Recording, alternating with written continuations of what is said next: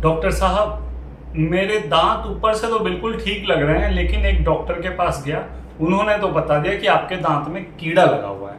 मेरे तो समझ में नहीं आ रहा है, ऊपर से तो बिल्कुल सही है, हाँ लेकिन दर्द हो रहा है। अब ये समझ में नहीं आ रहा, अब डॉक्टर पता नहीं क्या बोल रहा है कि जड़ में कीड़ा लग गया है। अब क्या करें? तो कोई नहीं, घबराइए नहीं। अगर आपके दिमाग में आ रहा है कि यार ऊपर से तो दांत ठीक लग रहे हैं, लेकिन डॉक्टर ने बता दिया कि भाई जड़ में कीड़ा है या दांत में दर्द हो रहा है, तो उसका एक रीजन होता है दांत की जड़ में कीड़ा लग जाना। तो नमस्कार, मैं हूं डॉक्टर प्रशांत और आप लोग देख रहे हैं Oracle dental care and implant clinic.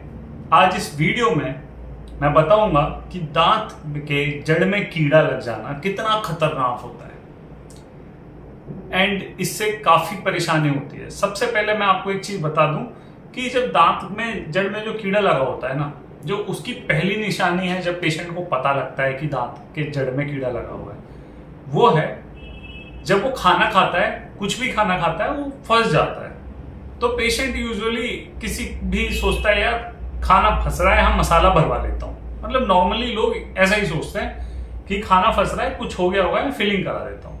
वो डेंटिस्ट के पास आते हैं, डेंटिस्ट बोलते हैं कि सर इसमें फिलिंग नहीं हो सकती, या कुछ डेंटिस्ट फिलिंग करके भेज देते हैं जो कि टेम्परेरी होता है। एंड उसके बाद ये कुछ इस तरीके से होता है और पेशेंट परेशान रहता है, सालों साल परेशान रहता है। फिर उसको धीरे धीरे ठंडा गर्म लगना शुरू होता है। ठंडा गर्म लगने के बाद उसके बाद जो है अचानक से एक दिन सीवियर पेन शुरू होता है और उसको समझ नहीं आता कि दांत में दर्द हो कहाँ रहा है।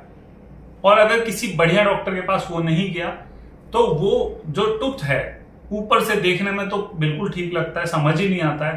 प्लस कई बार एक्सरे में भी ये कंडीशन पता नहीं लग पाती, बिकॉज दांत जो है एक्सरे जो होता है वो 2D इमेज होता है, मतलब आगे पीछे का दिखता है, साइड का एक्सरे में नहीं पता लग पाता है कई बार।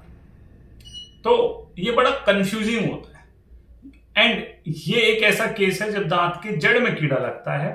तो जो मैंने ऑब्जर्व किया है अपने एक्सपीरियंस से, क्लिनिकल एक्सपीरियंस से, कि यूजुअली दो दांत, अगल बगल वाले दोनों दांत खराब होते हैं। फिर पेशेंट को ऐसा फील होता है कि किसी डेंटिस्ट के पास गए, उन्होंने आरसीटी कराई और आरसीटी कराने के बाद जो है पता लगा कि दूसरे दांत में दर्द हो रहा है, या फिर दांत निकलवाया और पता लगा कि नहीं अब तो बगल वाले में दर्द हो रहा है। तो यूजुअली पेशेंट ये कंप्लेन करते हैं कि अरे डॉक्टर बेकार था, डॉक्टर के समझ में नहीं आया, है ना, डॉक्टर ने मेरा दूसरा दांत निकाल दिया, मैं तो डॉक्टर के ऊपर केस करूंगा।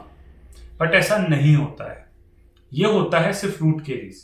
रूट केरीज दो दांत के बीच में होती है अधिकतर, और वो गम्स के नीचे होती है, मसूड़े के नीचे होती है। मैं आपको दिखाने की कोशिश करता हूं सो दैट आपको ज्यादा अच्छा समझ में आएगा एक मॉडल के थ्रू, ठीक है। एंड अगर आपको समझ में आ गया तो फिर आपके लिए अच्छा है। ये हमारा मॉडल है, ये हमारे दांत हैं, ठीक है। मैं थोड़ा क्लोज आके दिखाता हूं आपको। फॉर एग्जाम्पल ये और ये दांत है, तो दांत में के जड़ में जो कीड़ा लगता है ना, वो लगता है यहाँ पे, और वो भी गम के नीचे, यहाँ पे। गम के ऊपर नहीं लगता है, गम के ऊपर लगेगा तो उसे हम रूट केरीज नहीं कहेंगे, वो लगता है गम के नीचे, मसूड़े के नीचे। अब ये निकालना मुश्किल होता है, इसमें फिलिंग जो होती है वो वेस्ट हो जाती है। कई कई केस में जो डॉक्टर्स होते हैं वो आपको रिकमेंड करेंगे कि भाई दांत निकलवा ही लो और नया दांत मतलब इम्प्लांट लगवा लो। लेकिन कुछ केसेस में आरसीटी से काम चल जाता है, पर फूड लॉजमेंट, खाना फंसने की शिकायत जो है, ये कई दिन तक बनी रहती है समस्या, क्योंकि वो नीचे तक कीड़ा लगा हुआ है। इसमें जो बहुत एक्सपीरियंस्ड डेंटिस्ट होते हैं वो भी कई बार ऐसे केस में अगर आप उनसे भी करवाओगे ट्रीटमेंट तो भी आपको खाना फंसने की शिकायत रहेगी। हाँ, हालांकि दर्द नहीं होगा, लेकिन खाना फंसेगा और इससे इरिटेशन होगी। अब इसमें फिलिंग क्यों नहीं की जा सकती? क्योंकि वो गम लाइन के बहुत नीचे है। वैसे तो डॉक्टर्स ट्राई करते हैं कि फिलिंग कर दी जाए, अच्छे से उसको सेटल कर दिया जाए, बट कुछ कुछ केसेस में नहीं हो पाता है। तो अगर आपके दांत में दर्द हो रहा है और आपके डॉक्टर ने बताया कि आरसीटी कराना पड़ेगा, और आप मिरर खोल के देख रहे हो कि भाई मुंह में तो कुछ है ही नहीं, कोई कीड़ा दिख ही नहीं रहा, तो समझ लेना हो सकता है आपके दांत में रूट केरीज हो। एंड जो कोई एक्सपीरियंस डॉक्टर होगा वो आपको सब कुछ अच्छे से एक्सप्लेन कर देगा, सो दैट आप निश्चिंत हो जाओ।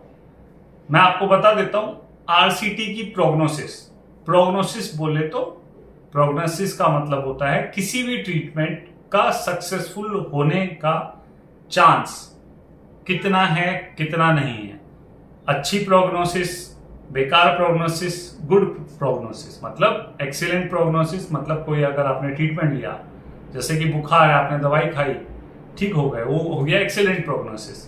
कई बार ऐसा होता है कि बुखार किसी और रीजन से आप दवाई खा रहे हो, ज्यादा दिन में ठीक हो रहे हो, गुड प्रोग्नोसिस। पुअर प्रोग्नोसिस में आ जाता है कि भाई बुखार आ गया, उसे उतारने के लिए मेहनत की जा रही है, लेकिन हम श्योर नहीं है कि ठीक होगा नहीं। तो ये जो है रूट केरीज में जब हम आरसीटी करते हैं तो हालांकि रूट कैनाल ट्रीटमेंट का जो सक्सेस रेट होता है वो बहुत हाई होता है, ठीक है, 99% के बियॉन्ड होता है।